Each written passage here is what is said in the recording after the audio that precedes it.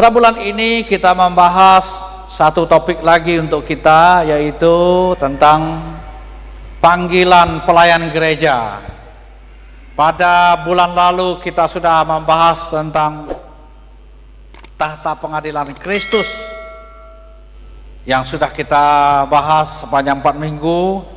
Pada intinya Bapak Ibu kasih dalam Tuhan, melalui pengajaran yang sudah kita terima, bahwa semua kita nanti akan diperhadapkan dengan suatu keadaan, suatu suasana yang amat besar, di mana setiap orang, tua muda, besar kecil, kaum pria, kaum wanita di muka bumi ini dari berbagai apapun akan menghadap tahta pengadilan Tuhan, yang mana semua kita akan mempertanggungjawabkan apa yang kita lakukan di muka bumi ini. Karena itu sedapat-dapatnya kita sudah percaya kepada Tuhan Yesus Kristus ini, kita mempertanggungjawabkan semua kehidupan kita di muka bumi ini, berusaha segiat-giatnya untuk melakukan kehendak Tuhan.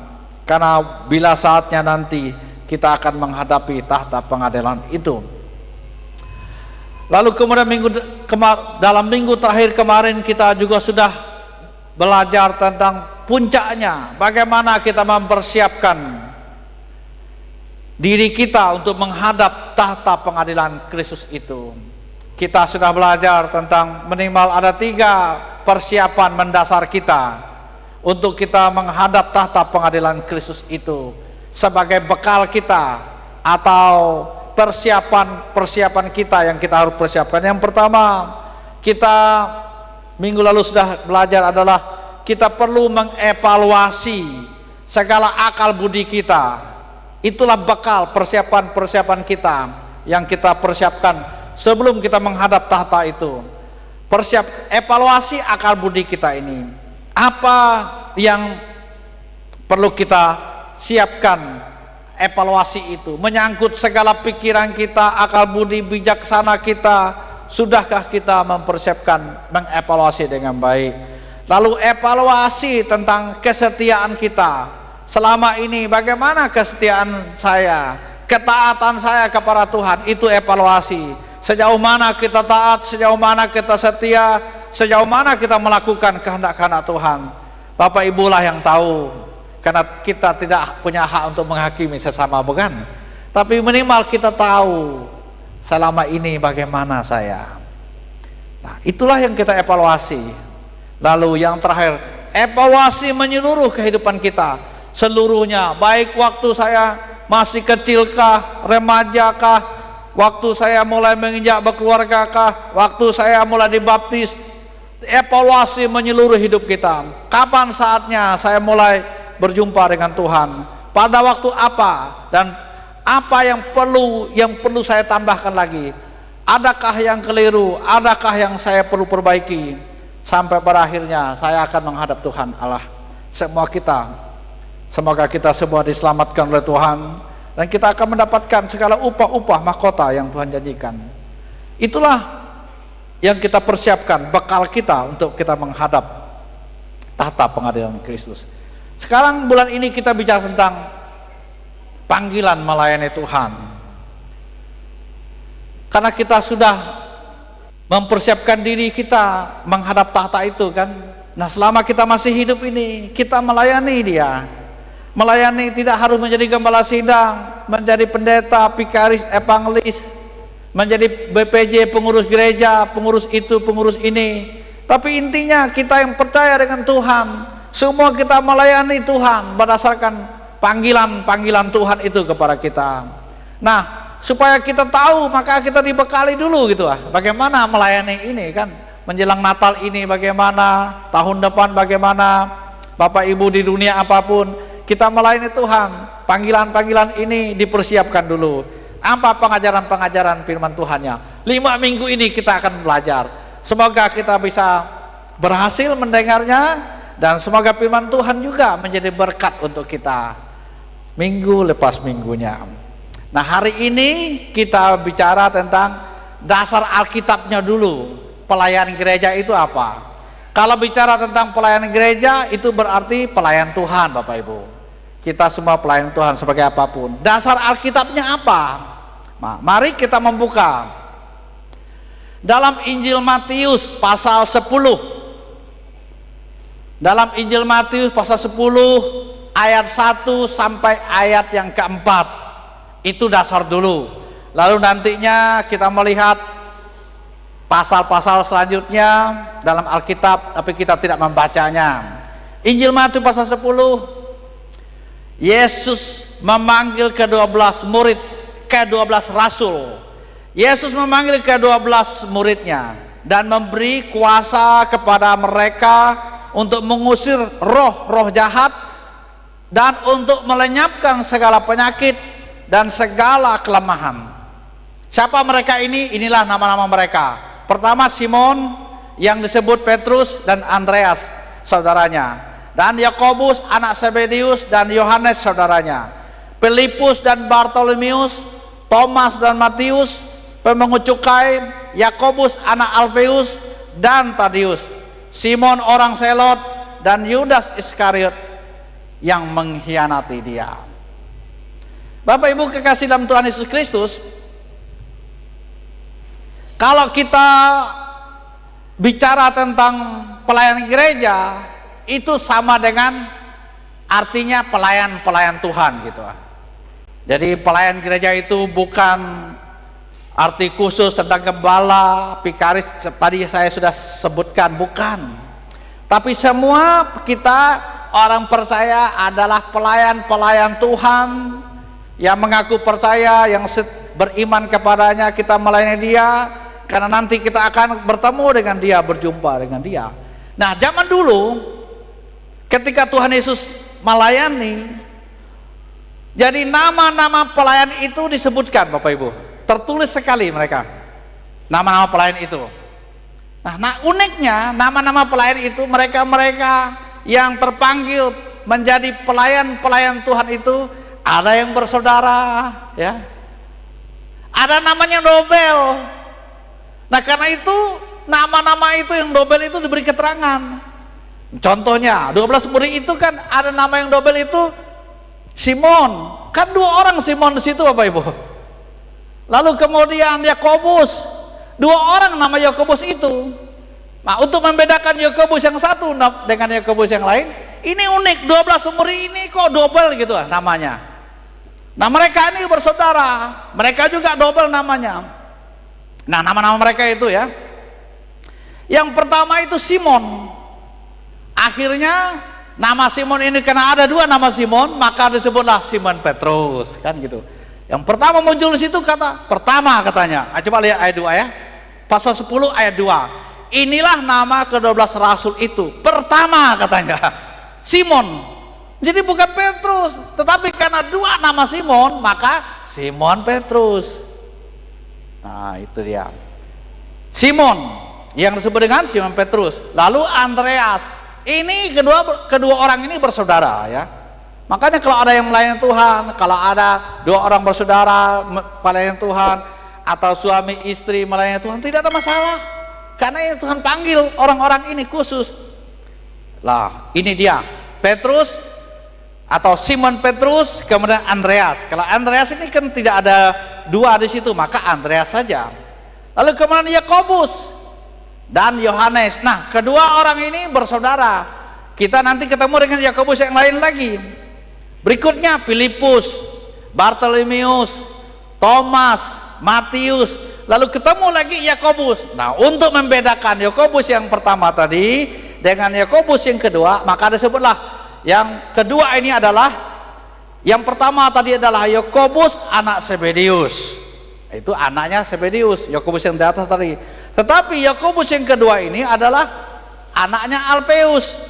Maka yang pertama Yakobus anak Zebedius, yang kedua Yakobus anak Alfeus. Tapi ya Simon yang pertama tadi itu disebut dengan Simon Petrus, lalu Simon yang kedua disebut dengan Simon orang Selot. Jadi ada 2 bersaudara, ada 2 juga sama namanya di sini ya. Nah, Bapak Ibu kasih dalam Tuhan, ini mereka nama adalah pelayan-pelayan Tuhan yang pertama pelayan Tuhan Yesus yang perdana pada waktu itu, yang bersama-sama dengan Tuhan Yesus. Nama mereka tertulis, mereka terurut dengan baik, tersusun dengan baik. Tuhan mengingat mereka dengan baik, nama-nama pelayan. Itu dulu. Sekarang kita inilah orang-orang percaya, inilah pelayan-pelayan itu. Nanti kita akan tahu mengapa kok kita disebut dengan pelayan-pelayan. Bukankah hanya yang full time saja? Nanti kita akan lihat. Mari kita pelajari. Yang pertama itu dasar firman Tuhan tentang pelayan dalam gereja itu. Yang pertama adalah ayat 1 sampai ayat yang keempat Injil Matius 10 yang kita baca tadi. Yang pertama dasarnya adalah keterpanggilan. Itulah dasar pertama dulu. Terpanggil. Keterpanggilan untuk melayani Tuhan. Kita pasti tahu Bapak Ibu bahwa orang-orang yang melihat Yesus pada waktu itu, yang mendengar ajaran-ajaran Tuhan Yesus, yang melihat mujizat-mujizat, bukan saja Simon Petrus, Yakobus, Andreas ini, bukan saja mereka-mereka ini Bapak Ibu, tetapi banyak orang pada waktu itu, bahkan ribuan orang. Tapi mengapa hanya mereka-mereka ini saja yang terpilih? Nah, jelas sekali mereka ini yang terpanggil lalu kemudian dipilih adalah betul-betul mereka orang-orang yang tentu spesial di mata Tuhan Yesus. Mereka-mereka atau orang-orang yang dipilih ini oleh Yesus, ini pasti mereka yang terpanggil gitu. Jadi mereka-mereka yang terpilih ini kan, yang tadi disebutkan tadi nama-nama kan, mereka-mereka ini pastilah orang-orang yang terpanggil Bapak Ibu. Kita tidak bisa memilih orang yang tidak terpanggil begitu. Mereka ini pasti sudah memenuhi unsur-unsurnya. Yang terpilih ini pasti mereka yang terpanggil. Dari mana? Dari hari-hari mereka. Ini dia. Mereka yang sudah hidup bersama-sama Yesus itu kan, dari hari-hari, tabiat-tabiat, sikap tindak tanduknya, mereka ini terpilih semuanya. Akhirnya karena mereka inilah yang terpilih lalu terpanggil. Terpanggil ini dari apa? Dari kehidupan mereka itu. Panggilan tentang bagaimana keikutsertaan, bagaimana keterlibatan, bagaimana memberi diri mereka gitu. Mereka ini terpanggil Bapak Ibu. Jadi bukan karena mau disebut-sebut, mau dipuji-puji, karena kita terpanggil, enggak. Kita enggak disebut pun, enggak dipuji pun, kalau kita sudah terpanggil Bapak Ibu, kita akan nampak, kelihatan dari kehidupannya gitu ya. Kehidupannya. Siapa yang memilih waktu sejak SMP dulu Bapak Ibu? Saya tiap hari Sabtu itu membersihkan gereja di Monukung itu Bapak Ibu. Yang kemarin saya ke sana melihat gereja itu, kenangan saya teringatlah 33 tahun yang lalu. Siapa yang menyuruh? Enggak, tapi karena terpanggil untuk membersihkan gereja gitu. Saya ada di sana untuk membersihkan gereja setiap hari Sabtu, menyapu gereja, membersihkannya, lalu membuat parit. Nah ini keterpanggilan. Lalu akibat kita terpanggil itu, maka nyatalah dalam dilaksanakan hari lepas hari.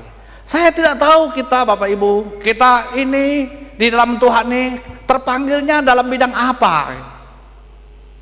Kalau Bapak Ibu terpanggil dalam bidang apa tentang Tuhan, maka akan nampak dalam kehidupannya hari lepas hari. Jadi bukan karena saya disebutkan namanya, bukan karena saya diangkat-angkat, bukan karena yang lain, tetapi karena betul-betul jadi orang yang dipilih itu pastilah orang yang terpanggil. Tetapi mereka yang dipilih ini kan Yesus tahu gitu, kapasitas mereka, kapabilitas mereka itu apa, kualitas mereka itu apa. Tuhan Yesus tahu di situ, dan betul terbukti mereka ini, keterbuktian mereka, kenyataan mereka ini meninggalkan masa lalu mereka, itu yang jelas. Mereka ini sebagai nelayan, arti pekerjaan lama mereka ini kan, lalu mereka tinggalkan ini menjadi pelayan Tuhan Yesus. betul-betul fokus gitu melayani Tuhan. Jadi itulah keterpanggilan mereka. Mereka terpilih, akhirnya mereka terpilih gitu.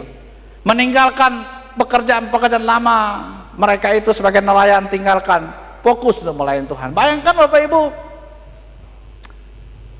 kalau kita di kota ini, kalau pelayan Tuhan sambil berladang misalnya ya, sambil kerja sawit, lalu melayani hari Minggu, melayani. Saya kerja bakti hari Kamis kemarin Bapak Ibu, full pagi sampai sore itu. Hanya ngechat saja Bapak Ibu, tapi pulang ke gereja ini tak kapar rasanya. Udah nggak bisa lagi, nggak bisa mau berdoa lagi, apalagi mau membaca, udah nggak bisa. Saya bisa bayangkan, inilah gambarannya gitu. Mengapa kok pelayan Tuhan itu harus fokus gitu ah?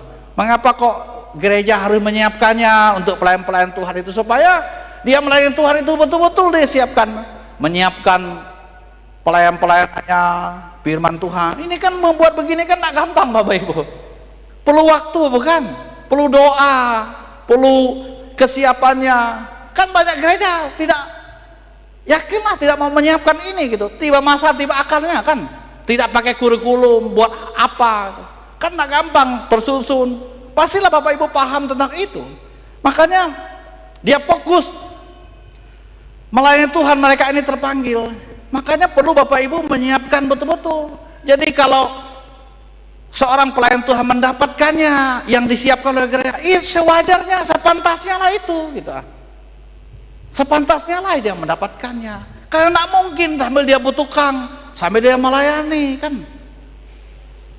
Tidak mungkin.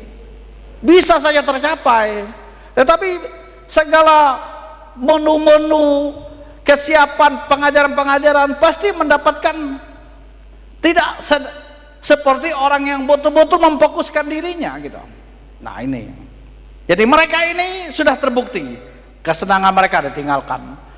Akhirnya mereka tercatat dalam buku kehidupan murid-murid ini ya, 12 murid Tuhan Yesus. Mereka 12 murid, setelah mereka terpilih dan terpanggil, ternyata akhirnya mereka ini tidak seindah dan tidak dapat dibayangkan akan seperti apa yang akan mereka hadapi. Harapan mereka tidak selalu menjadi kenyataan yang indah-indah kan. Mereka mulai seolah-olah kecewa. Karena apa? Karena mereka sering mendengar perkataan dari Yesus bahwa Yesus berkata tidak lama lagi katanya ia akan diserahkan kepada para imam dan akan dibunuh. Dan ini kan sering mereka dengar. Lalu karena sering mendengar seperti itu, maka ini isu-isu yang sering didengar ini, mereka utuslah Petrus untuk bertanya kepada Yesus. Nah pertanyaannya kita bisa lihatnya Injil Matius pasal 19, coba kita lihat. Ini pertanyaannya. Karena sering mendengar tadi kan apa-apa yang akan terjadi dengan Yesus, maka diutuslah Petrus, coba tanyakan ini katanya. Kita dengar konfirmasi, benarkah ini faktanya? Injil Matius pasal 19 ayat 27. Nah inilah setelah Petrus diutus, maka dia bertanya kepada Yesus. Dia berkata begini, Petrus menjawab dan berkata kepada Yesus, kami ini telah meninggalkan segala sesuatu dan mengikuti Engkau Tuhan Yesus. Jadi apakah yang akan kami peroleh katanya. Kan sudah mendengar isu-isu tadi. Tuhan Yesus katanya, kami dengar begini-begini, kami sudah ikuti Tuhan. Sekarang kalau kami sudah tinggalkan itu, tinggalkan ini, sudah fokus melayani Tuhan, apa yang kami peroleh ini gitu. Kami dengar isu lagi, belum tentu akan ada ini, akan Tuhan diserahkan kepada para imam. Jadi bagaimana ini? Nah ini pertanyaan wajar bukan?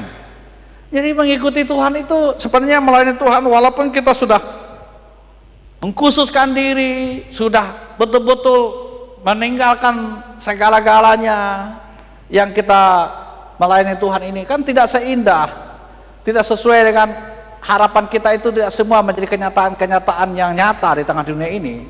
Tapi apa yang dijawab oleh Yesus? Yesus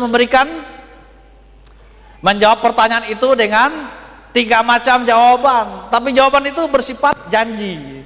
Janjinya apa? Jawaban Yesus itu dalam sifat janji itu ayat 28. Dia berkata begini. Kata Yesus kepada mereka, "Aku berkata kepadamu, Petrus dan kawan-kawan, sesungguhnya pada waktu penciptaan kembali, apabila Anak Manusia bersemayam di tahta kemuliaannya, kamu yang telah mengikuti aku," katanya. Nah, itu kamu yang sudah melayani aku, mengikuti aku, yang setia kepada aku, akan duduk juga di atas 12 tahta untuk menghakimi ke-12 suku Israel. Jadi yang pertama itu Yesus menjanjikan akan duduk di atas 12 tahta untuk menghakimi 12 suku Israel. Itu yang pertama janjinya, yang diberikan kepada murid-murid ini dan kepada Petrus yang bertanya itu tadi. Yang berikutnya dia menjawab juga ayat 29.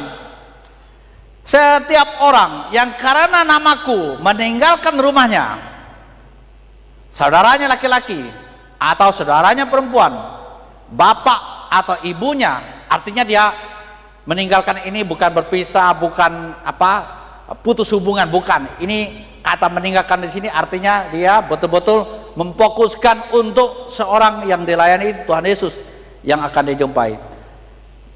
Bapak atau ibunya, anak-anak atau ladangnya akan menerima kembali 100 kali lipat. Itu dia. Itu janji yang kedua adalah kamu semua akan menerima kembali 100 kali lipat, katanya. Artinya apa? Semua yang kita lakukan itu dihargai oleh Tuhan, gitu. Diterima 100 kali lipat. Kita tidak sempat membahas 100 kali lipat itu bagaimana, apa maksudnya, dari kata apa, tujuannya, artinya apa. Ini kan kita tidak sempat membahas ini. Tapi yang jelas bahwa semua yang kita lakukan serta jerih lelah kita akan dilipat gandakan oleh Tuhan, gitu. Kalau kita mau melipat gandakan, kita kan manusia ini mana mampu seorang gembala melipat gandakan pemberian Bapak Ibu misalnya kan. Tidak akan bisa. Bapak Ibu memberi 1 juta, dilipat gandakan 100 kali lipat. Wih, itu kan besar. Dari 100 jadi menjadi 100 juta kan. Tapi bagi Tuhan itu tidak ada apa-apanya, gitu. Artinya semua yang kita sebesar-besarnya tetap aja Tuhan menghargai. Sekecil-kecilnya pun tetap juga dihargai, asal dengan betul ketulusan. Itu yang kedua. Lalu yang berikutnya ayat 29 bagian terakhir itu, dan akan memperoleh hidup yang kekal. Nah, inilah jawaban. Ketiga jawaban itu bersifat janji. Yang berikutnya adalah kamu memperoleh hidup yang kekal. Itulah jawaban Tuhan Yesus atas desas-desus dan yang ditanyakan oleh Petrus ini. Lalu janji tersebut ditutup dengan satu catatan oleh Tuhan Yesus kepada mereka. Catatannya ayat 30. Dia katakan begini. Itu catatan Tuhan Yesus. Tetapi katanya, banyak orang yang terdahulu akan menjadi yang terakhir, dan yang terakhir akan menjadi yang terdahulu. Jadi catatannya Tuhan Yesus katakan banyak yang terdahulu, katanya, akan nantinya akan menjadi terakhir. Artinya begini, banyak orang yang dulu percaya dengan Tuhan, masa mudanya, remajanya, pemudanya, waktu menikah, berkeluarga baru, setia dengan Tuhan. Tapi seiring dengan waktu, dia mulai terhilang. Akhirnya menjadi terakhir. Tapi banyak orang yang dulunya belum percaya, dia yang paling akhir percaya kepada Tuhan, dialah yang paling terdepan. Itu maksudnya. Karena itu, dengan Tuhan, percaya Tuhan, kesetiaan Tuhan, di samping kita konsisten, tapi perlu dilatih iman kita ini kan. Iman kita ini terus dilatih. Menyanyi pun perlu dilatih.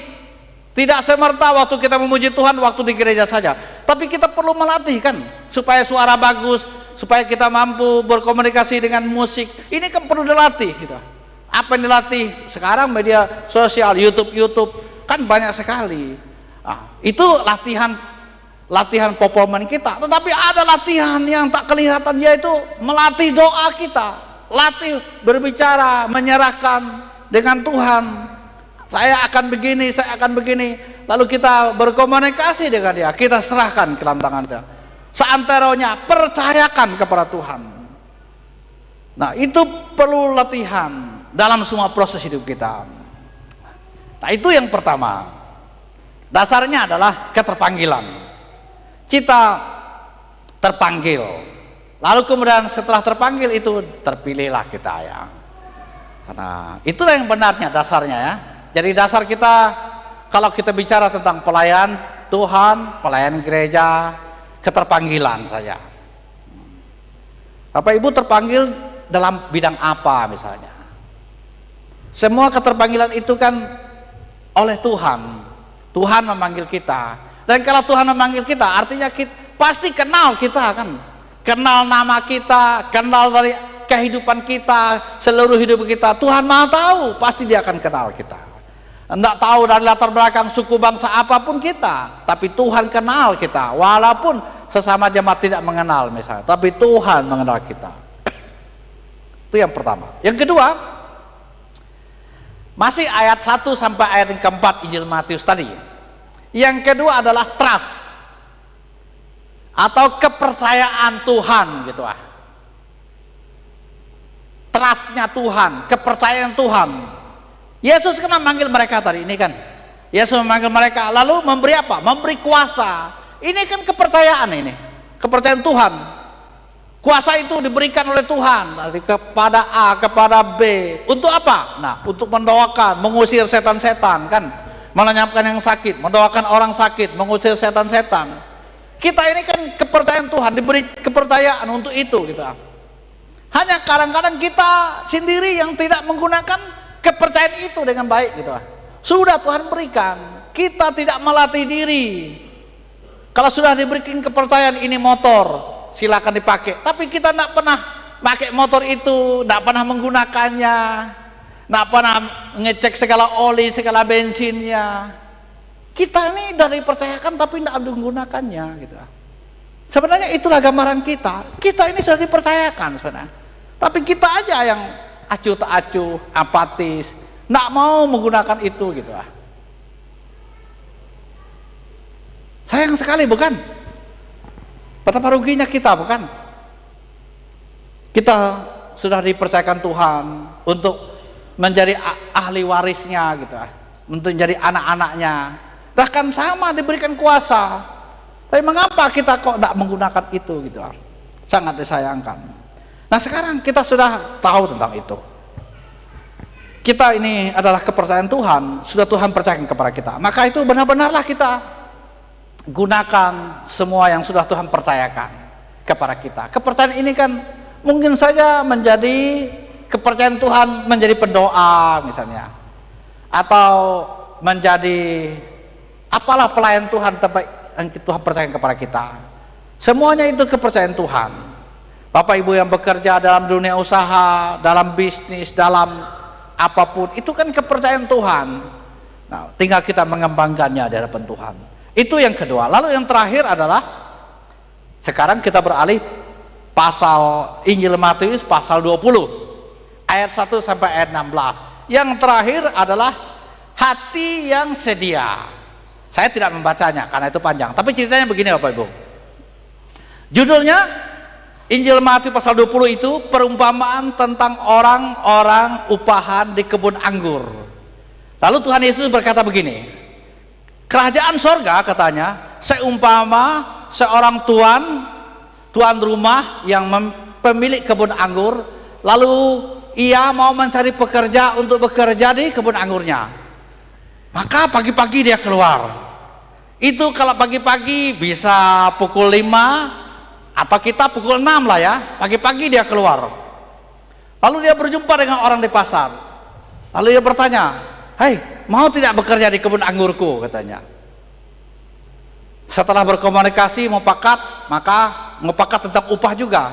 Bekerja 1 hari, upahnya 1 dinar katanya.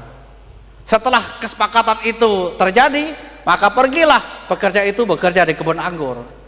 Tetapi tuan pemilik kebun itu pergi lagi dia sekitar pukul 9 pagi. Pergi lagi dia keliling, ketemu lagi dengan orang-orang. Lalu tanya, mau tidak bekerja di kebun anggurku? Upahnya segini satu hari. Lalu disepakati, pergilah mereka bekerja. Lalu kemudian dia pergi lagi pukul 12. Pukul 12 dia pergi lagi jalan, lihat lagi orang-orang. Dia tanya lagi, mau tidak bekerja di kebun anggurku? Setelah ngomong-ngomong, kesepakatan upahnya, lalu pergilah dia. Tidak berhenti di situ.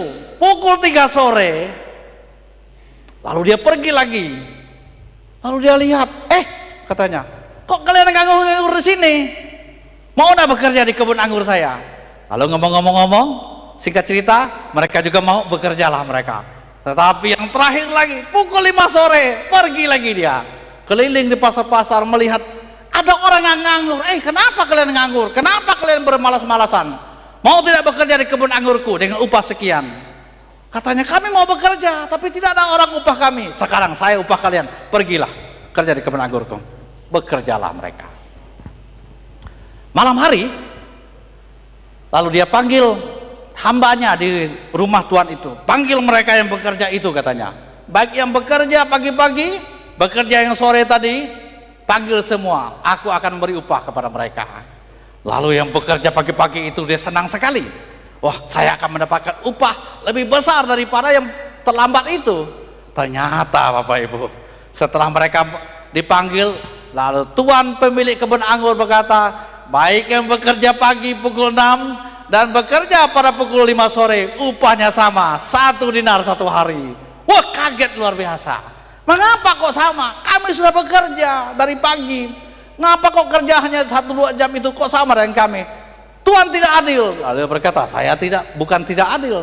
Bukankah saya berhak untuk menggunakan yang saya miliki untuk diberikan kepada kalian?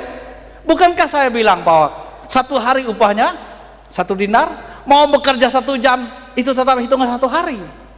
Bapak Ibu kasih dalam Tuhan Yesus Kristus, apa maksudnya?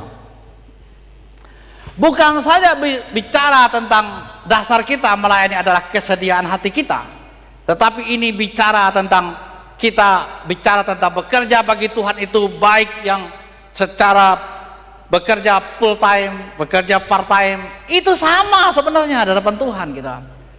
Jam 6 sampai malam dia bekerja, itu bicara tentang jam 6 pagi maksudnya, sampai sepanjang hari, itu bicara tentang orang full time bekerja. Itu para hamba Tuhan bekerja full time. Lalu dia bicara tentang pukul 9 sampai sore, itu bicara tentang orang-orang part time. Tidak sepenuh hari itu, bicara tentang plan. Lalu yang bekerja pukul 3 sore, pukul 5 sore, ini kan sebentar, betul-betul sebentar. Ini bicara tentang orang-orang yang bekerja di dalam gereja itu, baik sebagai pengurus, kan tidak sepanjang hari bekerja di gereja, paling hari Minggu, rapat-rapat, itulah taruhlah jam 3 sore kan itu kan. Nah, semua orang yang bekerja itu sama di mata Tuhan. Pukul 5 sore itu yang bekerja, mungkin saja yang bekerja singkat ini orang-orang yang kebaktian, orang-orang yang ikut doa. Itu kan doa kan 1 jam gitu kan. Itulah sebenarnya. Pertanyaannya, Bapak Ibu pilih yang mana ini? Bekerjanya yang pukul berapa gitu? Kalau saya udah jelas ini, pukul 6 pagi kan sampai sepanjang malam kami ini udah jelas. Tapi Bapak Ibu yang mana ini? Mau 5 sore kah? Mau 3 sore kah? Atau yang jam 12 itu? Part time. Tinggal pilih. Tapi kalau sampai tidak memilih juga, itu kan kita Kristen apa lagi? Saya nggak tahu lah. Sudah ditentukan semua. Coba kita baca di sini kan. Maka ayat ini kan sudah jelas sekali. Bapak Ibu baca ini pukul berapa, Pasal 20 itu ayat 1 sampai ayat yang ke 16 itu kan. Nah, itu kalau bicara tentang waktu melayani. Tapi kalau bicara tentang usia melayani, ini tidak lain bicara pukul 6 pagi. Sepanjang hari ini orang-orang muda sebenarnya yang masih panjang kan, tenaganya masih banyak, maka dia bekerja dari pagi sampai sore. Itu orang-orang muda. Pertanyaannya, maukah orang-orang muda memberikan waktu kerja yang panjang ini untuk Tuhan, yang masih panjang ini? Nah, pukul 9, pukul 12, mungkin orang yang setengah baya ini kan, yang usianya 45 ke atas, sampai usia 60 tahun. Nah, ini bekerja mungkin orang-orang yang diperumpamakan pukul 12 tadi. Tapi yang pukul 3 sore, pukul 5 ini orang-orang yang usia 60 tahun ke atas gitu kan. Mereka ini apa? Ya berdoa, mensupport, menasehati. Semuanya sudah diatur, sudah tentukan semua. Tertulis, tinggal kita bagaimana menjelaskannya dan bagaimana kita menerimanya. Kita pilih yang mana, Bapak Ibu? Bapak Ibu lah yang tahu. Semuanya ini menyangkut hati yang sedia. Sediakah Bapak Ibu?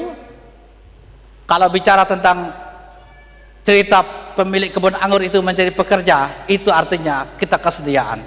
Sekarang Bapak Ibu pilih, mau yang pukul 6 sampai sepanjang hari, mau yang pukul 9 sampai sepanjang hari, mau yang pukul 12 siang sampai seterusnya, mau yang pukul 3 sore sampai seterusnya, atau mau yang paling singkat ini, pukul 5 tapi sampai malam.